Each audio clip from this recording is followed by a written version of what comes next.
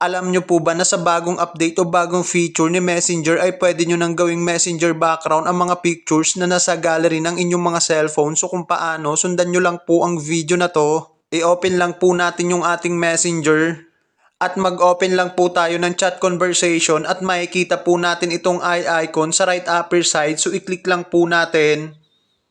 Dito makikita po natin itong team. So itap lang po natin yan. At makikita na po natin dito itong AI themes at itong bagong update na upload an image. So i-click lang po natin yan. At mariredirect na po tayo sa gallery ng ating cellphone at piliin na po natin yung picture na kung saan gusto nating gawing messenger background. I-click lang po natin. Dito ay i-adjust lang po natin base sa kung anong gusto natin. Once na okay na po ay itap na po natin itong save dito sa lower side. Tap, select.